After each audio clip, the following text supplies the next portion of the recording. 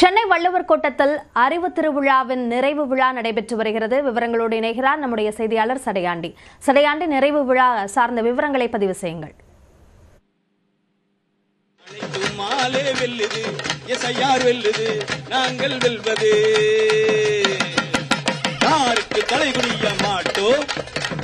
முற்போக்கு புத்தக கண்காட்சி இன்று வள்ளுவர் கோட்டத்தில் தொடங்கி நடைபெற்று வருகிறது.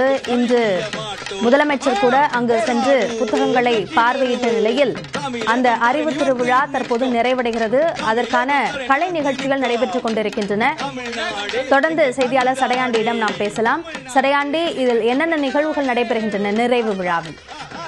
நிச்சயமா அபிநயா, திமுக தொடங்கி 75ஆம் ஆண்டு நிறைவு விழாவை ஒட்டி சென்னை வள்ளுவர் கோட்டத்தில் திமுக இளைஞர் அணி சார்பில் இந்த அறிவு திருவிழாவானது கடந்த ஒரு வாரத்திற்கு மேலாக கொண்டாடப்பட்டது. இதனுடைய நிறைவு விழா இன்று நடைபெற்று வருகிறது.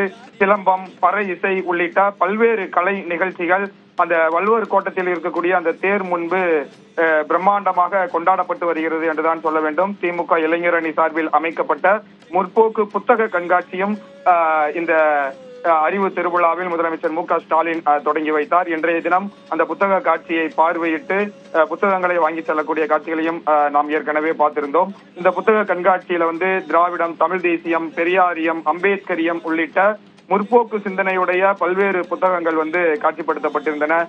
பல்வேறு கலை நிகழ்ச்சிகளோடு இன்றைய தினம் அந்த புத்தக கண்காட்சி திருவிழா நிறைவு பெறுகிறது.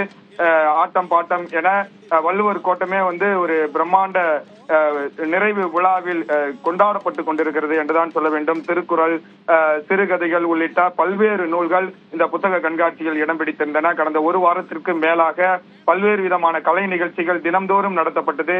சமூக செயற்பாட்டாளர்கள், பேச்சாளர்கள் உள்ளிட்ட பல்வேறு நிகழ்ச்சிகளில் இந்த நிறைய பார்வையாளர்கள் இந்த நிகழ்ச்சியை கடந்த ஒரு வாரத்திற்கு மேலாக கண்டு ரசித்தனர்.